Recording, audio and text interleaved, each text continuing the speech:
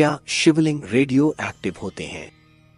जी हाँ, 100% सच है। नमस्कार, प्रणाम, हर हर महादेव। मैं हूँ सुभाष कुकरेती। स्वागत है आपका एक और नए ब्लॉग में। भारत का रेडियो एक्टिविटी मैप उठा ले, हैरान हो जाएंगे। भारत सरकार के न्यूक्लियर रिएक्टर के अलावा सभी ज्योतिर्लिंगों के स्थानों पर सबसे ज्यादा रेडिएशन पाया जाता है।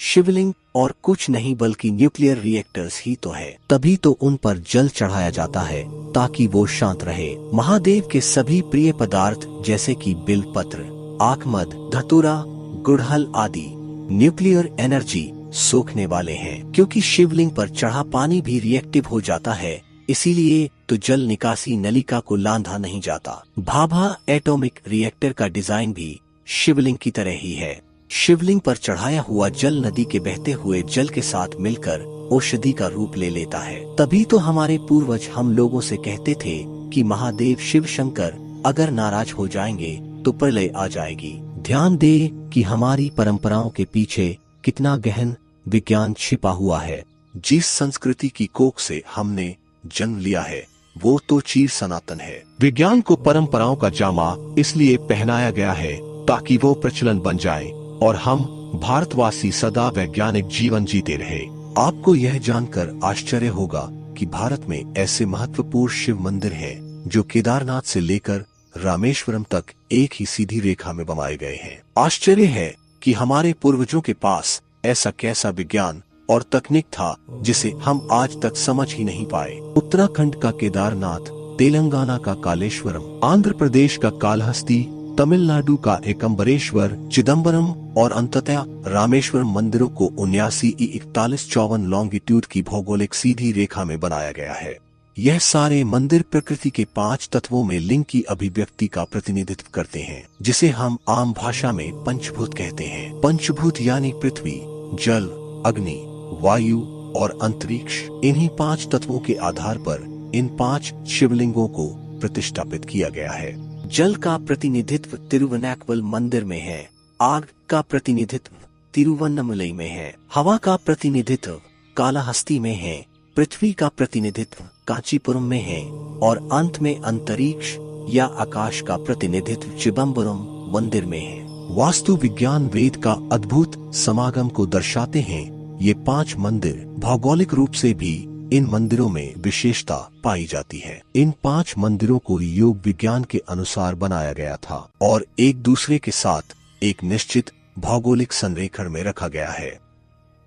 इसके पीछे निश्चित ही कोई विज्ञान होगा जो मनुष्य के शरीर पर प्रभाव करता होगा। इन मंदिरों का करीब 5000 वर्ष पूर्व निर्माण किया गया था, जब उन स्थानों के अक्षांश और देशांतर को मापने के लिए कोई उपग्रह तकनीक उपलब्ध ही नहीं थी। तो फिर कैसे इतने सटीक रूप से 5 मंदिरों को प्रतिष्ठापित किया गया था? उत्तर भगवान ही जाने। केदारनाथ और रामेश्वरम के बीच 2383 किलोमीटर की दूरी है, लेकिन ये सारे मंदिर लगभग एक ही समानांतर रेखा में पड़ते हैं। आखिर हजारों वर्ष पूर्व किस तकनीक का उपयोग कर इन मंदिरों को समानांतर रेखा में बनाया गया है, यह आज तक रहस्य ही है। श्रीकालहस्ती मंदिर में टिमटिमाते दीपक से पता चलता है कि वह वायुलिंग है। तिरुवनिका मंदिर के अंदरूनी पठार में जल बसंत से पता चलता है कि यह जल लिंग है। अन्नामलाई पहाड़ी पर विशाल दीपक से पता चलता है कि वह अग्निलिंग है। कंचीपुरम के रेत के स्वयंभू लिंग से पता चलता है कि वह पृथ्वी लिंग है और चिदम्बरम की निराकार अवस्था से भगवान की निराकारता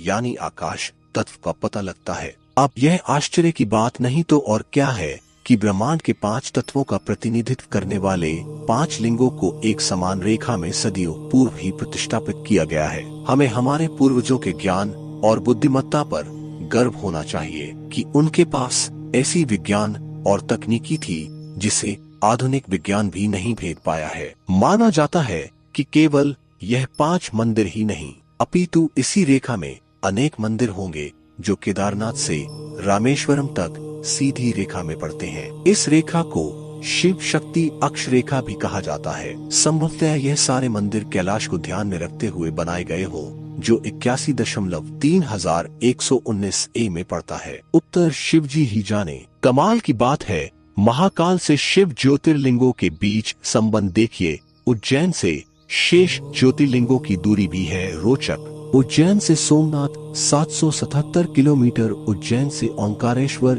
111 किलोमीटर, उज्जैन से भीमाशंकर 666 किलोमीटर, उज्जैन से काशी विश्वनाथ 999 किलोमीटर, उज्जैन से मल्लिकार्जुन 999 किलोमीटर, उज्जैन से केदारनाथ 888 किलोमीटर, उज्जैन से त्र्यंबकेश्वर 555 किलोमीटर, उज्जैन से बैजनाथ 999 किलोमीटर, उज्जैन से रामेश्वरम 1999 किलोमीटर, उज्जैन से दृष्णेश्वर 555 किलोमीटर।